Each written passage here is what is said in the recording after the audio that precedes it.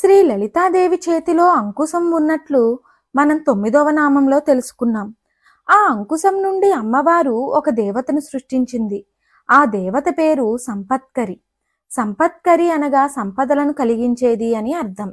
మనోవైకల్యాలను తొలగించి శాశ్వతానందాన్ని కలిగించే తల్లి సంపత్కరి. నిజమైన సంపద మనశ్శాంతి, తద్వారా వచ్చే ఆనందం. ఈ తల్లిని శ్రీ లలితాంబిక తన ఏనుగుల సేనకు నాయకను చేసింది. అమ్మవారి దగ్గరున్న ఏనుగులు ఎన్ని కోట్లో లెక్కించనలవి కాదు. ఆ ఏనుగులను అదుపులో పెడుతూ యుద్ధరంగానికి అవసరమైనప్పుడు తీసుకువెళ్లే బాధ్యత ఈ సంపత్కరిదే. రణకోలాహలం అనే ఒక ఏనుగుపై ఎక్కి ఇంకా అనేక ఏనుగుల చేత సేవింపబడుతోందని ఈ మంత్రార్థం. ఏనుగు నిజానికి చాలా బలమైనది, కానీ సత్వగుణము కలిగి ఉంటుంది. అంతలోనే మదమెత్తి విధ్వంసాన్ని సృష్టిస్తుంది. ఇంద్రియాలను గజాలతో పోలుస్తారు తత్వజ్ఞులు. కారణం, అవి కూడా ఎప్పుడు విజృంభిస్తాయో అంతలోనే ఎప్పుడు శాంతిస్తాయో తెలియదు కనుక.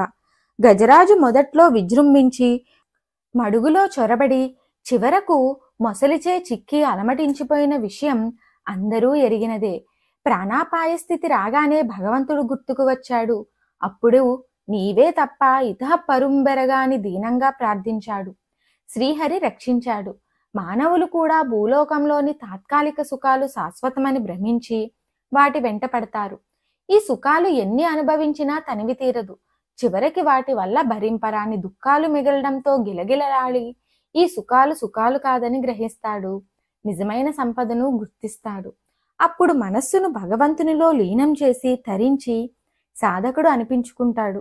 సంపత్కరి సమారూఢ సింధుర వ్రజ సేవితాయై నమః అనే నామాంతరార్థం శాశ్వత జ్ఞానమే కైవల్యం అని. ఈ మంత్ర ప్రయోగం ఫలితం తెలుసుకుందాం. ఈర్ష్య, అసూయల వల్ల మాకు నిద్ర పట్టడం లేదనేవారు ఈ కాలంలో ఎక్కువయ్యారు.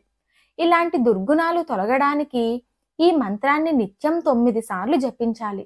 మనకు దుఃఖం కలిగించని, అవసరానికి సరిపడే సంపదలు కావాలని కోరేవారు అమ్మవారి పటానికి చక్కెర పొంగలి నైవేద్యం పెట్టి ప్రతి శుక్రవారం 1000 సార్లు జపిస్తే అటువంటి సంపదలు పొందుతారు. మోక్షం కావాలని కోరుకునేవారు వీలున్నప్పుడల్లా ఈ మంత్రాన్ని జపించుకోవచ్చు. మంత్రం ఏమిటో తెలుసుకుందాం. ఓం సంపత్కరి సమారూఢ సింధుర వ్రజ సేవితాయై నమః. ఓం సంపత్కరి సమారూఢ సింధుర వ్రజ సేవితాయై నమః. మంత్రం మరొకసారి. ఓం సంపత్కరి సమారూఢ సింధుర వ్రజ సేవితాయై నమః. మరిన్ని ఆధ్యాత్మిక విషయాల కోసం మా ఛానల్ను సబ్స్క్రైబ్ చేయండి. వీడియో నచ్చితే లైక్ చేయండి, షేర్ చేయండి, కామెంట్ రూపంలో మీ అభిప్రాయాన్ని తెలియచేయండి.